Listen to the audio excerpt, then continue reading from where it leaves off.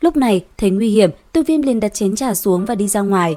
Thế nhưng vừa khi Tiêu Viêm đứng dậy, thanh âm người kia đã vang lên nói: ngay cả Cửu Thiên Lôi Ngục trận do 3 vị trưởng lão của Phong Lôi Bắc Các bày ra ngươi còn không sợ, chẳng lẽ ngươi còn phải sợ ta sao? Nghe thế, Tiêu Viêm nhíu mày, anh ấy liền liếc mắt nhìn về phía người kia. Sau đó, trọng xích trong tay bừng sáng, lập tức hung hăng bổ thẳng xuống đầu lão gia hỏa kia. Trong khoảnh khắc va chạm, một vụ nổ ầm ầm bạo phát. Từ trong quán trọ, thân hình Tiêu Viêm thi triển Tam Thiên Lôi Động, cấp tốc bay ra bên ngoài. Hai cánh khẽ động, anh ấy liền hướng về phương xa bay đi. Thấy vậy, Phí Thiên nhếch miệng nói: quả nhiên là Tam Thiên Lôi Động. Dứt lời, hắn ta thân hình cũng phóng theo phía sau Tiêu Viêm. Vừa đuổi, thanh âm hắn vừa vang lên nói: "Tử tử, ngươi trốn không thoát đâu." Quả nhiên đúng như lời mấy vị trưởng lão, ngươi có vài loại dị hỏa. Nghe thế, Tiêu Viêm giật mình quay đầu lại, anh ấy thấy Phí Thiên từ trong vết rách hư không lao ra, thân hình quỷ dị mang theo thủ trảo chộp thẳng về phía người mình. Ngay lập tức, Tiêu Viêm cũng phải cấp tốc tránh né. Thế nhưng, tốc độ của Phí Thiên là cực kỳ nhanh, chỉ trong giây lát, lão ta đã tiếp cận được sát thân hình Tiêu Viêm. Đúng vào khoảnh khắc Phí Thiên thủ trảo gần chộp tới người Tiêu Viêm thì chiếc nhẫn trên tay Tiêu Viêm sáng lên. Ngay sau đó, thân hình của Thiên Hỏa Tôn giả cũng liền đi ra, một quyền hung hăng cùng Phí Thiên va chạm khiến một vụ nổ ầm ầm bạo phát, không gian cũng liền xuất hiện những vết rách nóng cháy. Sau đó va chạm này, hai bên đột nhiên dừng lại, nhìn Tiêu Viêm, lão quái Phí Thiên kia thanh âm vang lên nói: "Tiêu Viêm, chỉ cần ngươi làm theo lời lão phu, đem Tam Thiên Lôi Huyễn Thân cùng công pháp dung hợp dị hỏa của ngươi giao ra, lão phu sẽ để ngươi rời đi, còn vị linh hồn thể này, lão vẫn chưa đủ khả năng để bảo vệ tính mạng cho ngươi đâu." Nghe thế, vị lão nhân kia cười mỉa mai đáp: "Chỉ là một tên bát tinh đấu tông mà cũng dám ở trước mặt lão phu lớn tiếng như vậy." Dứt lời, ông liền hướng về phía Tiêu Viêm truyền âm nói: "Ngươi mau chạy đi, ta tới ngăn hắn lại. Yên tâm, ta tự biết chừng mực." Nghe thế, cốt dực được triển khai, Tiêu Viêm liền hóa thành một đạo lưu quang hướng về phương hướng khác lao vút đi. Thế vậy, Phí Thiên cũng liền định phi người lao theo truy đuổi, thì bất chợt không gian nơi này bạo động, thanh âm Thiên Hỏa Tôn giả vang lên nói: "Nhiều năm rồi chưa từng cùng người khác giao thủ, hôm nay để cho ta xem thử thủ đoạn của ngươi đi." Dứt lời, một bạc một cam, hai đạo thân ảnh như tia chớp lao về phía đối phương, giao chiến cực kỳ quyết liệt. Giữa không trung, từng vụ nổ cứ thế ầm ầm bạo phát, làm vết rách nơi đây lan tràn. Vừa đánh, thanh âm Phí Thiên vừa vang lên nói: "Bất luận người có ngăn trở thế nào thì hắn thủy chung cũng trốn không thoát khỏi lòng bàn tay của ta đâu." Cứ thế, hai người giao thủ kịch liệt, hiển nhiên là bất phân thắng bại. Cũng trong lúc đó, Tiêu Viêm thân hình đã chạy đi được một quãng đường rất xa. Vừa đi, anh ấy vừa lẩm bẩm nói: "Lão Vương Bác Đản, mối thù ngày hôm nay, ngày sau Tiêu Viêm ta tất sẽ hồi báo." Dứt lời, Tiêu Viêm liền bước tốc hướng về phía xa bay đi. Thế nhưng đang chạy, đột nhiên không gian trước mặt Tiêu Viêm nảy sinh vặn vẹo, một đạo linh hồn lực lượng từ trong không gian thoát ra, rõ ràng là vị Thiên Hỏa Tôn giả lúc nãy ngăn trở Phí Thiên. Sắc mặt ông giờ phút này hơi có phần ngưng trọng, thân hình so với lúc trước phai nhạt đi chút ít. Nhìn Tiêu Viêm, ông gấp rút nói: "Đi mau, tên kia chỉ sợ không bao lâu sẽ đuổi kịp chúng ta." Nghe vậy, Tiêu Viêm gật đầu, vừa muốn động thân thì nghĩ ra điều gì đó, anh ấy đột nhiên dừng lại, thanh âm vang lên nói: "Không đúng, ta cảm giác lão gia hỏa này tựa hồ có thể xác định được vị trí của ta, trên người ta không có ấn ký của hắn, chỉ có một thứ."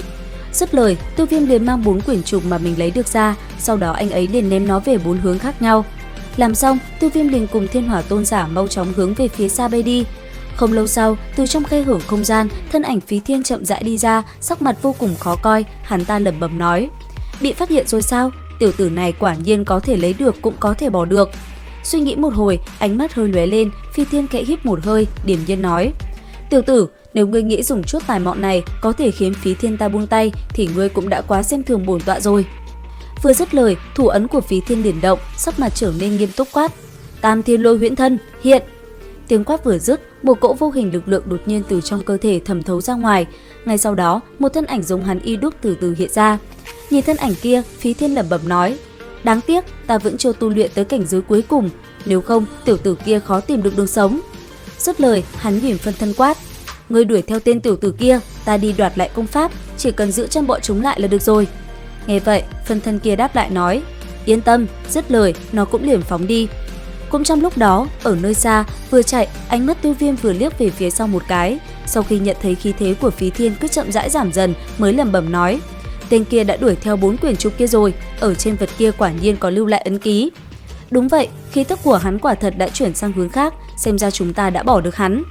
Nghe thế, Tiêu Viêm định tiếp tục chạy thì bất chợt, từ trong khe hở hư không, thân ảnh Phí Thiên lại một lần nữa xuất hiện. Nhìn Tiêu Viêm, thân ảnh kêu quát: "Lão phu nói rồi, ngươi trốn không thoát khỏi đâu. Xem ra ngươi không muốn có Tam Thiên Lôi Huyễn Thân nữa." quyển trục sẽ trở lại với ta và ngươi cũng sẽ trốn không thoát. Tiêu Viêm, không đúng, khí tức của người này yếu hơn rất nhiều. Hắn có lẽ chỉ là phân thân của Phí Thiên, lấy mạng tên này trước khi bổn tôn của hắn đuổi tới. Nghe vậy, từ trong nạp giới của Tiêu Viêm, Thiên Hỏa Tôn giả đã liền đi ra, sau đó lại một lần nữa, quyền cước trên tay ông hung hăng va chạm cùng thân ảnh Phí Thiên. Nhất thời, mỗi khi hai người đánh vào, không gian lại một lần nữa xuất hiện những vết rách. Nhìn hai người hung hăng va vào nhau, thân hình Tiêu Viêm cũng liền vội vàng lui về sau, cặp mắt chăm chú nhìn vào bên trong cuộc chiến. Sau đó, thanh âm hô lớn nói: "Lão tiên sinh, mau một chút, mục đích của phân thân này chỉ là giữ chân chúng ta thôi."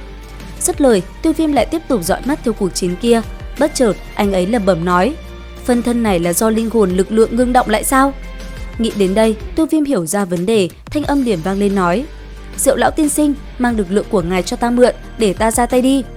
Nghe thế, Thiên Hỏa Tôn giả liền trở về bên trong nạp giới của Tiêu Viêm. Nhất thời, khi ông trở về, khí thế trên người Tiêu Viêm cũng bành trướng. Bàn tay đưa ra, Vẫn Lạc Tâm Viêm cũng liền xuất hiện, sau đó nắm chặt lại. Theo luồng ánh sáng kia bạo phát, từ dưới mặt đất, những con hỏa mãng khổng lồ cũng từ dưới đất chui lên, mang theo năng lượng nóng cháy và kinh khủng, liền lao thẳng về phía Phí Thiên. Thế vậy, lão gia hỏa kia cũng ngay lập tức thi triển ra một lớp màng phòng ngự màu bạc bao phủ lấy cơ thể mình ở bên trong. Thế nhưng, những con hỏa mãng khổng lồ kia rất nhanh đã lao tới và đánh mạnh vào bức tường phòng ngự kia, khiến nó dần tan vỡ. Lúc này, Phí Thiên sắc mặt nhăn nhó, hắn ta quát lớn nói: "Tiểu tử, ngươi trốn không thoát đâu." Nghe vậy, Tiêu Viêm cười nhếch miệng, theo bàn tay Tiêu Viêm nắm lại, năng lượng kinh khủng bố từ người những con hỏa mãng kia cũng nổ tung, làm nơi đây bị bao phủ bởi một luồng hỏa diễm nóng cháy, những ngọn núi xung quanh cũng bị chấn động mạnh. Cứ thế, phân thân của Phí Thiên tan vỡ, những điểm sáng từ phân thân rơi xuống xung quanh. Bàn tay giơ ra, Tiêu Viêm liền đỡ lấy điểm sáng kia. Cũng trong lúc đó, ở tại nơi xa, sau khi Phí Thiên cảm nhận được phân thân của mình tan vỡ, hắn ta sắc mặt vô cùng khó coi, thanh âm lạnh lùng quát: "Tiểu tử, lần sau gặp lại, ta nhất định sẽ lấy mạng ngươi." Còn Tiêu Viêm, sau khi bàn tay đỡ lấy những điểm sáng, đột nhiên những thứ này lại liên kết lại với nhau, tạo thành một luồng ánh sáng đi vào đại não của anh ấy. Nhất thời, bên trong thức hải, theo những tin tức này truyền vào, mấy cái lôi đình tự thể khó phá giải trong đại não Tiêu Viêm nhất thời bạo xuất ra quang mang cuồng liệt. Một lát sau khi hào quang yếu bớt đi, một bộ công pháp tu luyện đầy đủ liền chậm rãi hiện ra. Tỉnh táo lại, Tiêu Viêm khẽ cười nói: "Lão gia hỏa, đa tạ đã tặng đồ quý, phần nhân tình này ngày sau tất sẽ hồi báo." Dứt lời, thân hình vừa động, anh ấy liền hóa thành lưu quang, nhanh chóng biến mất ở cuối chân trời. Thời gian qua đi, Tiêu Viêm lúc này đã có mặt ở tại một nơi khác. Bên trong rừng rậm, anh ấy thi triển tốc độ như tia chớp, liên tục đảo qua đảo lại.